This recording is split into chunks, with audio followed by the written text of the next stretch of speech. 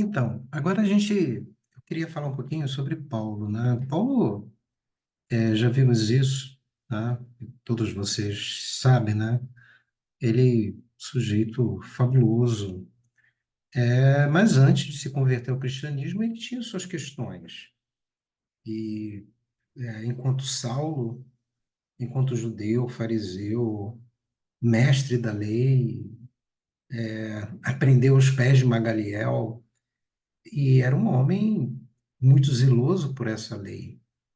E a gente observa em Paulo, pelo menos, três bases que são fundamentais para entender Paulo.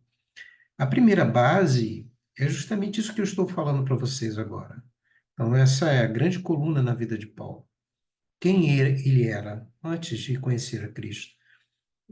A gente vai ver em Gálatas, por exemplo, no capítulo de número 2, né? Ele diz no capítulo 2, 14 anos depois subiu outra vez a Jerusalém com Barnabé, levando também a Tito.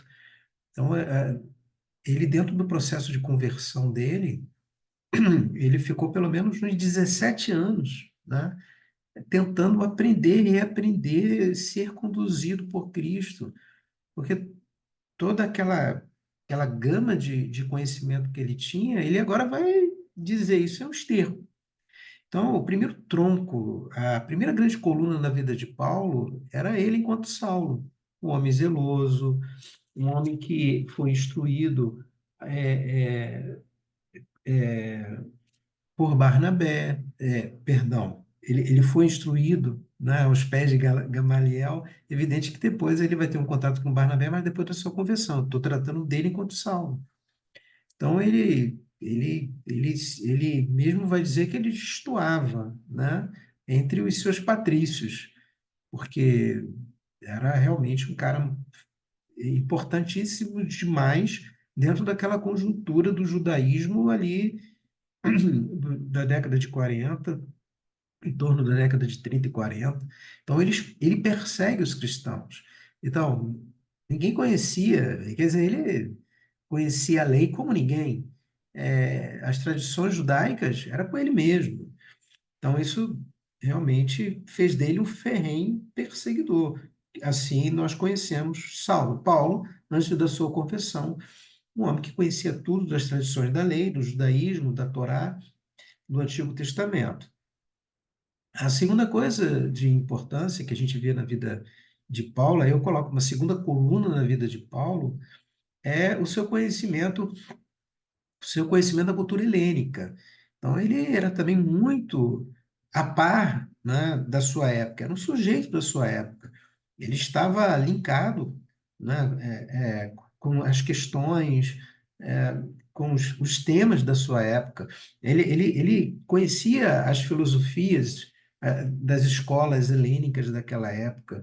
Ele tinha acesso, a gente já comentou aqui em algum momento, que ele tinha até uma certa influência, mas entre aspas, esse certa, né?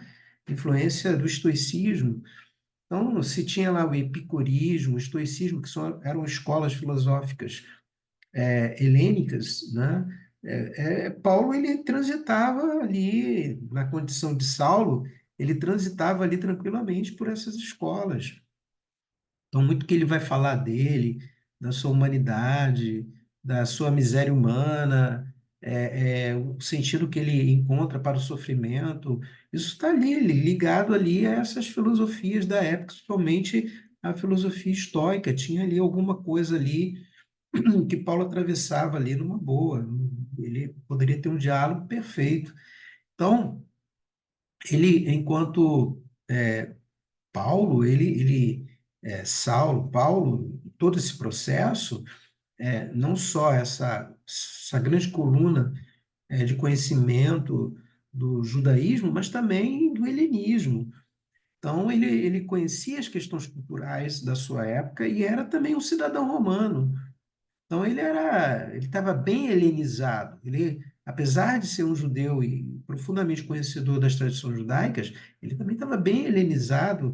Ele escrevia muito bem no grego koiné. É um dos melhores escritores que a gente tem no Novo Testamento, em grego koiné. Então, deveria conhecer o hebraico, evidente, como mestre, ele era conhecedor do hebraico, ele se comunicava no seu tempo em aramaico, não há dúvida disso, conhecia o latim também, né? Ele, ele não tinha dificuldade em relação a isso, ele era um poliglota.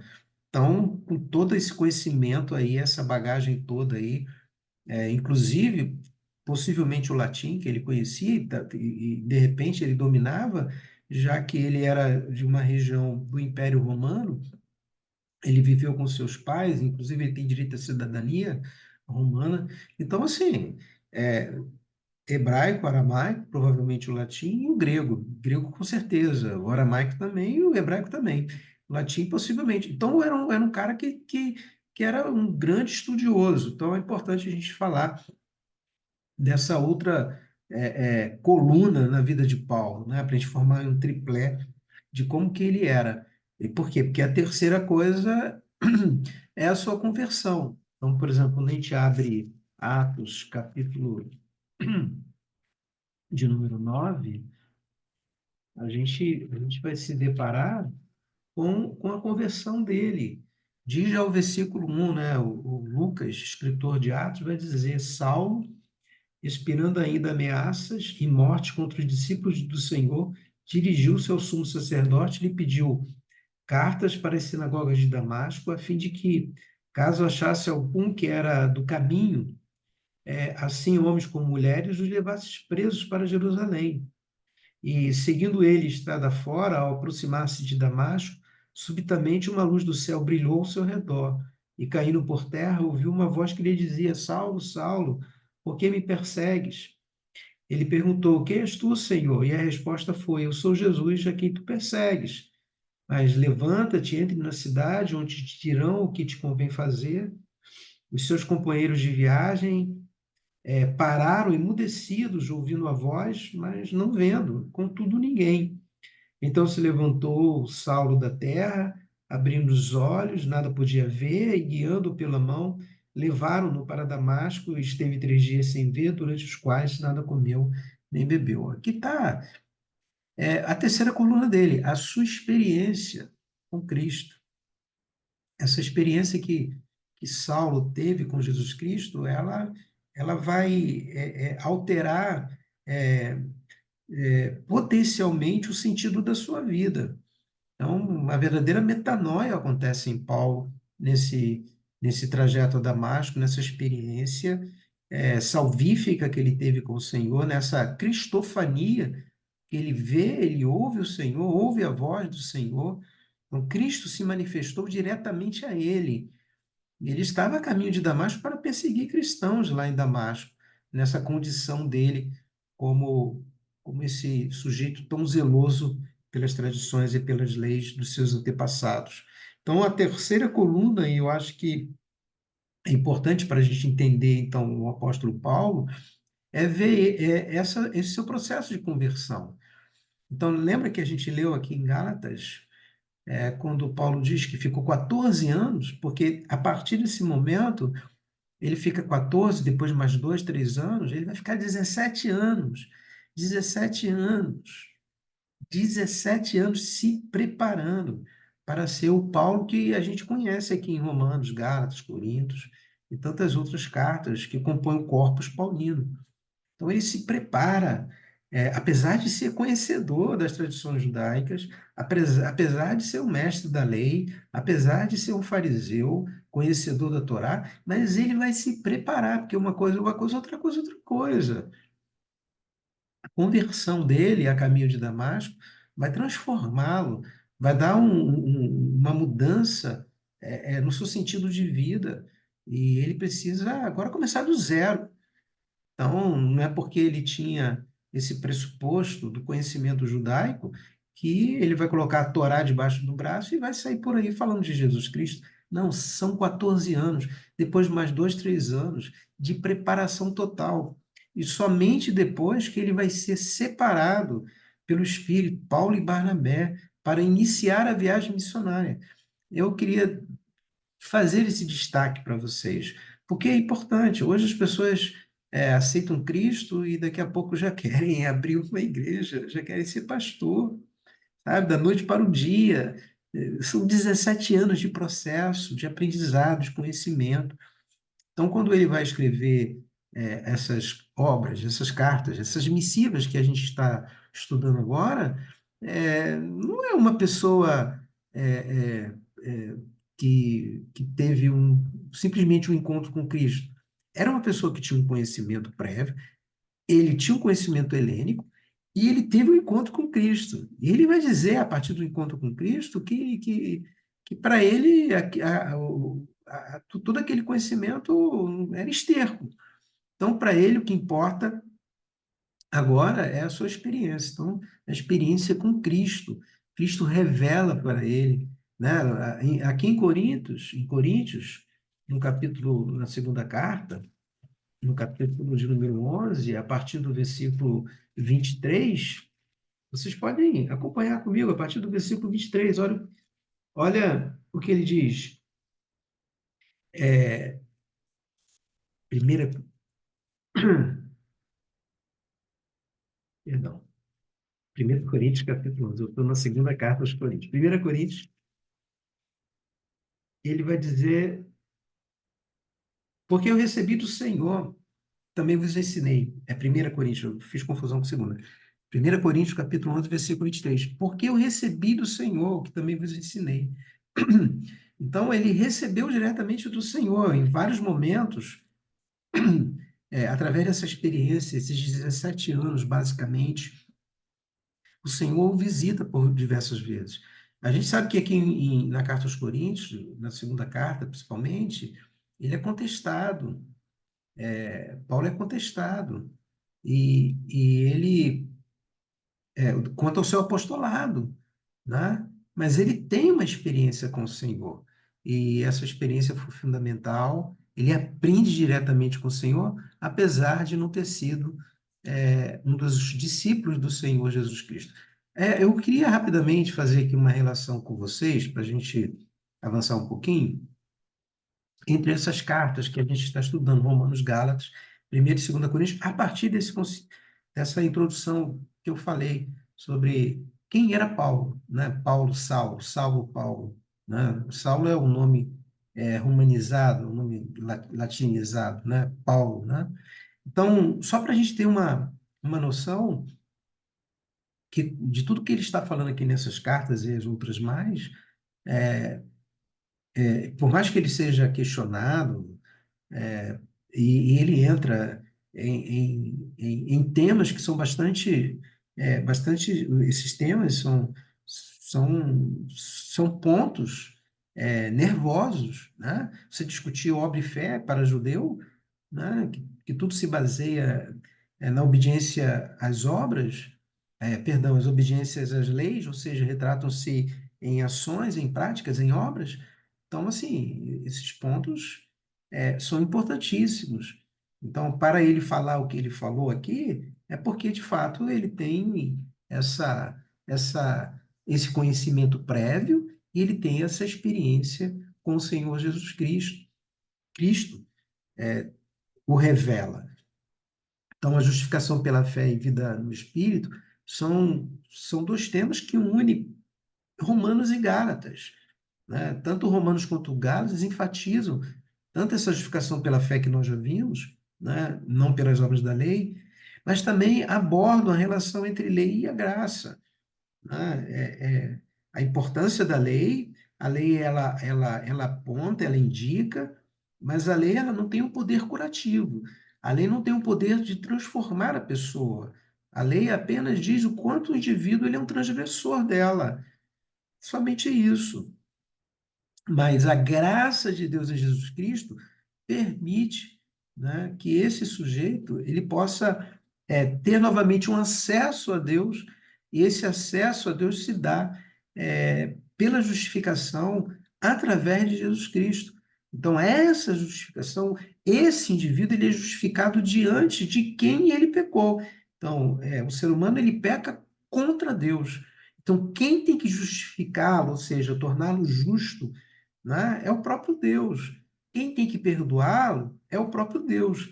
Então, o próprio Deus, na pessoa de Jesus Cristo, né, ele faz essa remissão de pecado, né, que dá pelo sangue do Senhor Jesus Cristo, essa justificação. Então, tanto Gálatas como Coríntios também, se Romanos e Gálatas enfatizam a justificação pela fé, em contrapartida, Gálatas e Coríntios vão tratar da vida no Espírito e a importância de viver segundo os frutos do Espírito e os dons espirituais. São duas cartas que também estão muito entrelaçadas, né?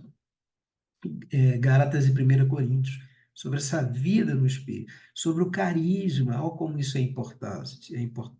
E como esse fruto do Espírito, né, esses dons, eles manifestam na vida desse agraciado por Deus, né, essa presença do Senhor Jesus Cristo. Então, Paulo, ele experimenta esse Espírito de Deus na vida dele de uma forma espetacular. Então, essa experiência de conversão, de transformação, que muda sensivelmente a vida dele, ele zeloso, e, e o zelo dele poderia levar até o sujeito à morte, porque, pela lei, esse sujeito poderia sim ser apedrejado, porque ele poderia, na argumentação dele contra esse sujeito, esse cristão, de estar blasfemando contra Deus, e ele poderia ser punido de uma forma rigorosa, de uma forma até fatal. Então, quando ele tem esse encontro no caminho de Damasco com Jesus Cristo, e esse processo de 17 anos, como eu falei para vocês, aproximadamente, ele vai viver uma experiência com o Espírito Santo, a vida dele muda, sabe? Aquele cara severo, aquele cara rude, aquele cara que zeloso pela lei, dentro de uma verdade que era absoluta para ele, que era a verdade da lei. Agora, agora ele abre o coração dele muda, transforma e começa a ter o fruto do Espírito na vida dele, bondade, mansidão, longanimidade. Ele começa a experimentar essa ação pneumatológica, né? A ação do Espírito de vida, do Espírito de Deus, do Espírito de Cristo, do Espírito Santo na vida dele de uma forma transformadora. E isso ele vai mostrar com muita clareza, tanto em Gálatas como em 1 Coríntios, né? Até a questão dos dons espirituais, dos carismas que ele escreve em ambas as cartas, né? que são, que são resultantes da sua própria experiência também em relação a esses dons espirituais. Porque se Deus chama, Deus vai dar as ferramentas, Deus prepara. Se Deus chamou Saulo, se Deus chamou Paulo para comissioná-lo, para dar a ele uma missão, para dar a ele um apostolado, para enviá-lo, então Deus tem uma tem ferramentas, né, para usá-lo nessa missão. Então vai prepará-lo, não vai simplesmente jogá-lo. Ele é um homem que tinha um certo preparo nas tradições judaicas, na lei judaica, tinha um conhecimento bastante interessante na cultura helênica, e agora teve também a experiência do caminho de Damasco e a experiência desses 17 anos.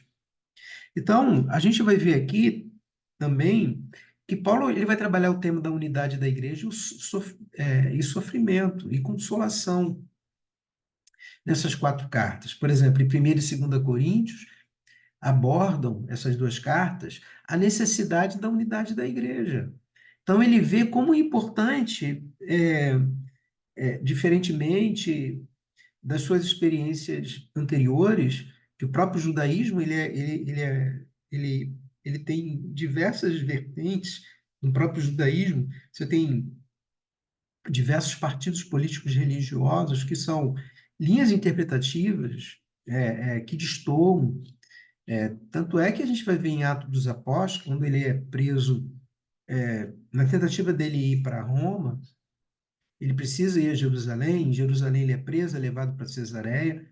Lá em Cesareia, vai ter uma discussão lá no Sinédrio, quando vai julgá-lo, e ele entra no Sinédrio com essa questão da ressurreição, porque ele sabia que os saduceus não acreditavam na ressurreição dos mortos, diferentemente dos fariseus que acreditavam na ressurreição dos mortos. Então, para vocês verem que você já tinha naquela época é, abordagens distintas e às vezes antagônicas da interpretação da Torá, da interpretação dos Neviim, né, que eram os livros proféticos, dos Ketubim, que eram os livros, que eram os demais escritos, fazendo parte da Tanakh, que era aquilo que poderíamos chamar de Bíblia judaica, né, que seria o nosso Antigo Testamento. Então, eles divergiam em muitos pontos. Então, os saduceus de um lado, os fariseus de outro, os essênios, e por aí vai. São diversos partidos, são diversas abordagens distintas, interpretativas.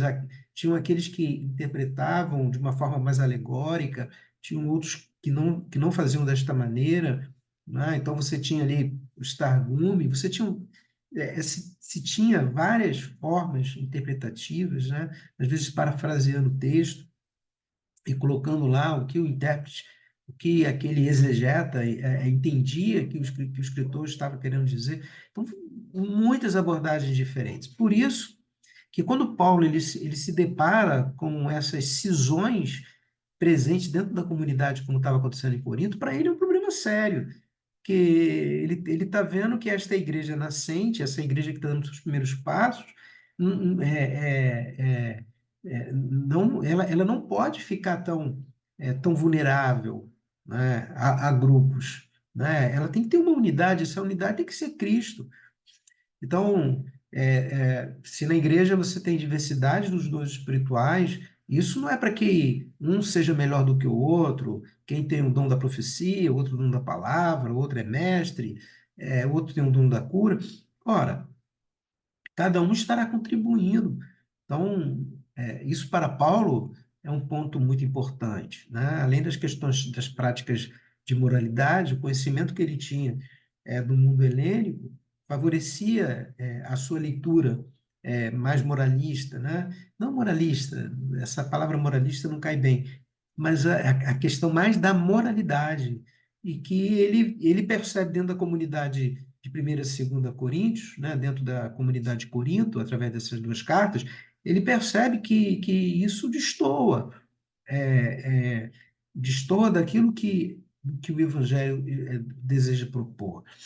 E também a segunda carta aos Coríntios e Romanos também fala sobre o sofrimento cristão e o consolo que vem de Deus, destacando a força na fraqueza. A segunda carta aos Coríntios, nós já falamos sobre isso, né? É um tema importante para Paulo, falar sobre a fraqueza, a vulnerabilidade dentro do seu próprio corpo, mostrando a fragilidade humana, mas também retrata um pouquinho de todas essas questões que a gente já vem aí falando sobre até as influências de algumas filosofias daquela época. Então, são questões importantes que, que retratam o contexto de conhecimento do apóstolo Paulo.